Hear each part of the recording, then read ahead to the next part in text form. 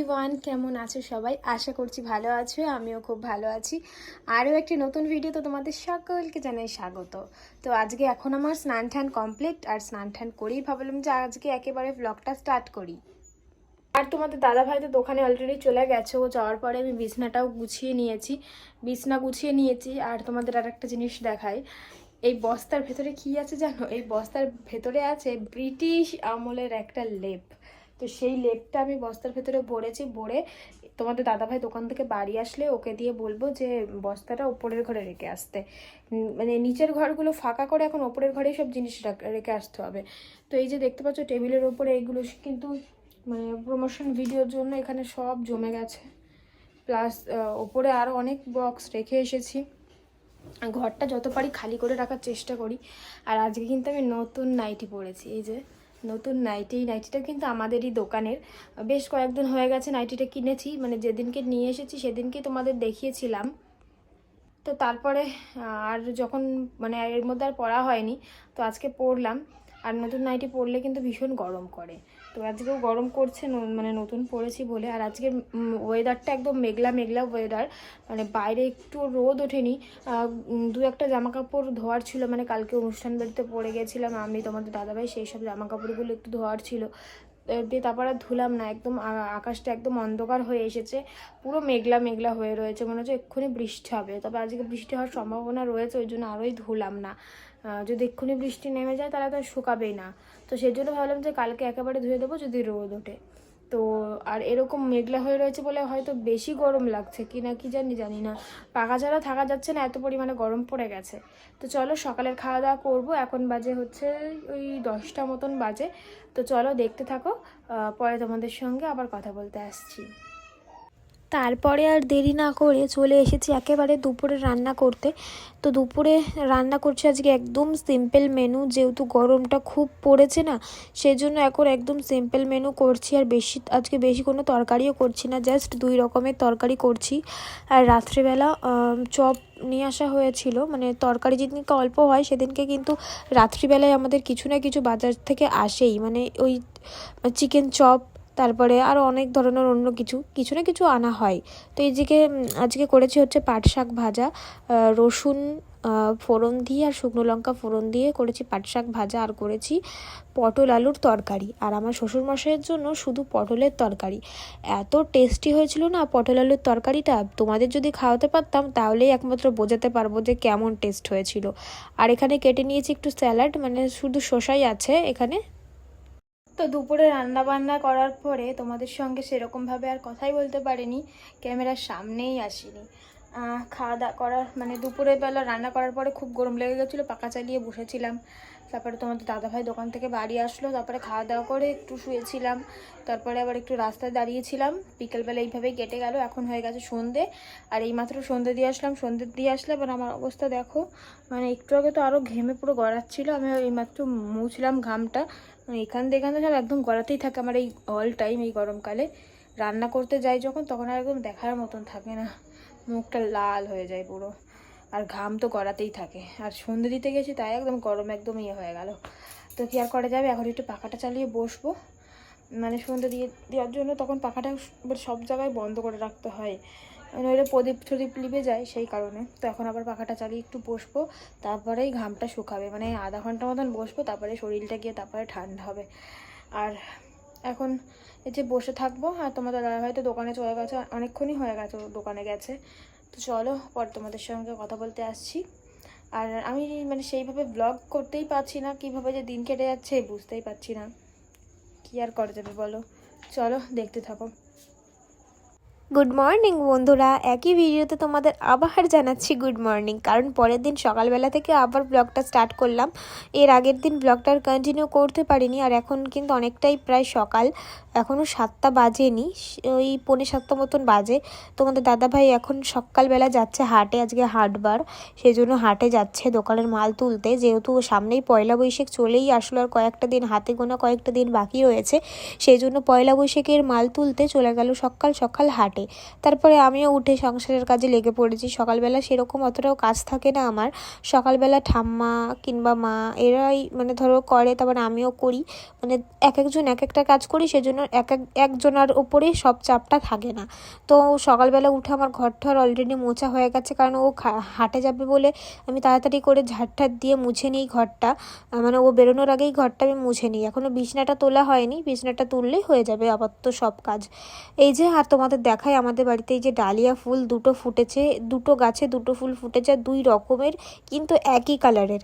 একটা ডালিয়া ফুলে অল্প অল্প সাদা অল্প অল্প বেগুনি রয়েছে, আর একটা ডালিয়া ফুলে পুরোপুরিই বেগুনি কালার। মানে দুটো গাছে 2 রকম হয়েছে, কিন্তু এই কালারটা একই, এটাই আর কি। তারপরে এই মানে এই গাছটা আমাদের হচ্ছে তুলসী গাছের মানে তুলসী তলার পাশে বসানো, আর যেই গাছটার সাথে বাঁধা রয়েছে না সেইটা হচ্ছে শিউলি ফুল গাছ। আপাতত শিউলি ফুল গাছটা কেটে ফেলা হয়েছে, মানে অনেক ডালপালা হয়ে গেছিলো, সেজন্য কেটে সব ডালপালাগুলো ফেলে দেওয়া হয়েছে। আর ও কি বলবো, আজকে এত সুন্দর রোদ বেরিয়েছে সেটাই তোমাদের দেখাচ্ছিলাম, কিন্তু বাড়ির জন্য রোদটা আর দেখাতে পারলাম না, মানে সূর্যটা। তো যাই হোক, চলো ঘরে গিয়ে এবার আমার বিছানাটা গোছাতে হবে, তাহলে আপাতত সকালের মতো নিশ্চিন্ত হব।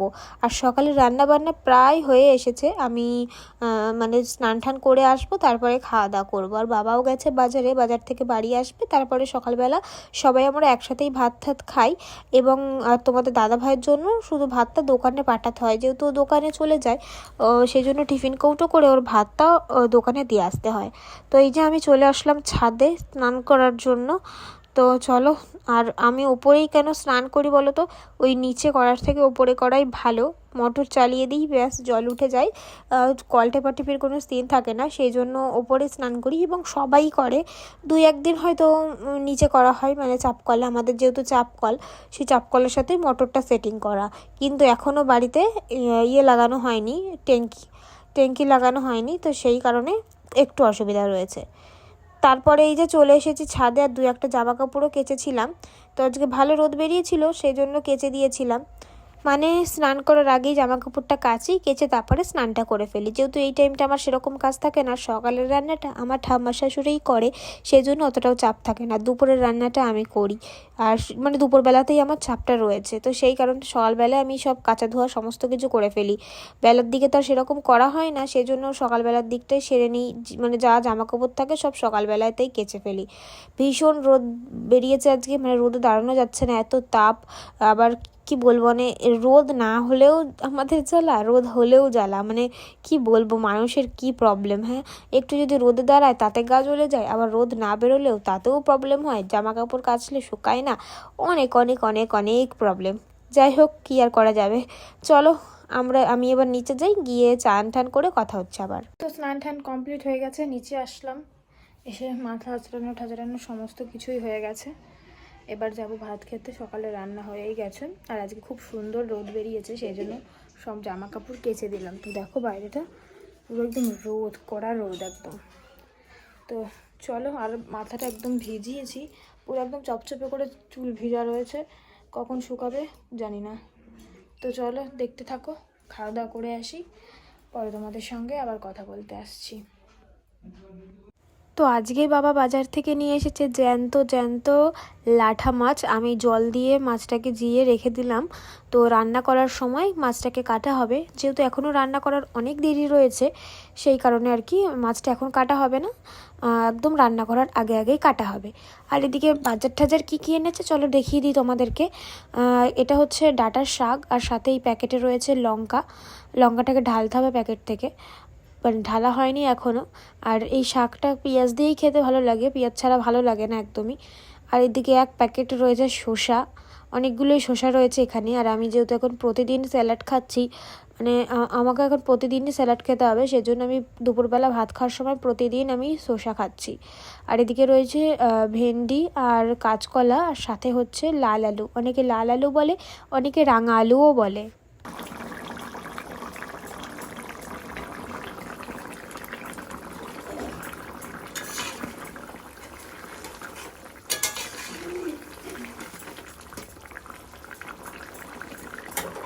আজকে কি কি রান্না করেছি চলো তোমাদেরকে সেটাও এক ঝলক দেখিয়ে দিই। করেছি হচ্ছে ভেন্ডি ভাজা, আর এদিকে আমার শ্বশুরমশাইয়ের জন্য কাঁচকলা দিয়ে লাঠা মাছের ঝোল, আর এদিকে এই যে স্যালাড কেটে নিয়েছে আমার জন্য, আমিই খাই শুধু স্যালাডটা। আর এদিকে করেছি আমাদের জন্য আলু দিয়ে কাঁচকলা দিয়ে লাঠা মাছের ঝোল। মানে যেহেতু আমার শ্বশুরমশাই আলু খায় না, তোমরা তো জানোই, আমি বলি তো ভিডিওতে, তো সেই কারণে আমার শ্বশুরমশাইয়ের জন্য আলাদা তরকারিটা করতেই হয়। আর এদিকে করছি ডাঁটার শাক ভাজা, পেঁয়াজ দিয়ে লঙ্কা দিয়ে ডাঁটার শাক ভাজা। এখনও নুন হলুদ কিছুই দিইনি, সবে শাকটা দিলাম, এবার নুন হলুদ সবটা দিয়ে তারপরে আবার নাড়াচাড়া করব। এটা হলেই আজকে রান্না কমপ্লিট হয়ে যাবে। তারপরে দেখো একেবারে মানে সন্ধে লেগেই গেছে, মানে এখনও বিকাল রয়েছে কিন্তু সন্ধে এখনও দেয়া হয়নি। তো যাই হোক, আমি একটু ঘরটা গুছিয়ে নিচ্ছিলাম, মানে একদম কেমন জানি একটু অগোছলো অগোছলো মনে হচ্ছিল। ঘরটা গোছানোই ছিল, সবই গোছানো ছিল, তাই মানে ভাবলাম যে ঘরটাকে একটু অন্যরকম করে সমস্ত কিছু ঘুরিয়ে দিই। মানে এই বাংকারে যেগুলো ফটো ফ্রেম সমস্ত কিছু রাখা রয়েছে এগুলোকে জায়গাটা একটু চেঞ্জ করে দিলাম, মানে এপাশেরটা ওপাশে করে দিলাম, ওপাশেরটা এপাশে করে দিলাম, এরকম ব্যাপার আর কি। তারপরে আমি সব ঘরের ফার্নিচারগুলো, ড্রেসিং টেবিল, শোকেস আলনা, টেবিল এগুলো সব একটু মুছে নিলাম কলিন দিয়ে। আর কলিন দিয়েই একমাত্র ভালো পরিষ্কার হয়, অন্য কিছুতে আর পরিষ্কার হতে চায় না। আর আমি ওটা দিয়েই করি, বেশ চকচক করে আয়নাগুলো, সেজন্য ওটা দিয়েই পরিষ্কার করি আমি। তারপরে তো জামা কাপড় কেচে দিয়েছিলাম সকালবেলা, দেখেইছিলে তোমরা ভিডিওতে, তো সেগুলো তুলে এনে আর ভাঁজ করে রাখা হয়নি, এখন সন্ধেবেলা ভাঁজ করে নিচ্ছি। আর আমি ঘর গোছানোর কাজটা আমি না সন্ধেবেলাতেই করি, আমার মতন হয়তো অনেকেই আছে ঘরের কাজগুলো সবাই সন্ধেবেলাতেই সেরে নেয়। তো এই মাত্র অবশেষে সব কাজবাজ শেষ হলো, মানে সেই বিকাল থেকে আমি কাজের পেছনে লেগেছি, মানে ঘরের পেছনে সমস্ত কিছু গুছালাম। অনেক দিন মানে মোছা টোছা হয় না সমস্ত কিছু, মানে ফার্নিচারগুলো ঘরের, তো এগুলো ভালো করে মুছলাম। অনেক ধুলো পড়ে গেছে, যেহেতু ওই আমাদের বারান্দাটা যেহেতু এখনও মাটির, সেজন্য না আমাদের ঘর বারান্দায় ভীষণ ধুলো হয়। মানে মাটির বারান্দা যেহেতু ঝাড় দেওয়া হয়, আর তখনই মানে ধুলোয় বোঝাই হয়ে যায় সারা বাড়ি। সেই জন্য ঘরের সব জায়গায় প্রতিদিন মুছলেও সেই জায়গাটা আবার প্রতিদিনের মতন মানে এত ধুলো পড়ে যায়, মনে হয় যে কতদিন মোছা হয় না, কিন্তু প্রতিদিনই মুছি। তার সত্ত্বেও ওই যে বারান্দা একবার ঝাড় দিলে পুরো ধুলো বোঝাই হয়ে যায়। তাও আমি ঘরের পর্দাটা দিয়ে রেখে তারপরে বারান্দা ঝাড় দিই। কিন্তু ধরো কোনো সময় বাই চান্স পর্দাটা খোলা রয়েছে, অন্য কেউ ঝাড় দিচ্ছে আমি ছাড়া, তখন সারা ঘরে ধুলো হয়ে যায়। মানে আমি যখন ঝাড় দিই পর্দাটা দিয়েই ঝাড় দিই, তাও যে ধুলোই হয়ে যায়, ধুলো আর আটকানো যায় না।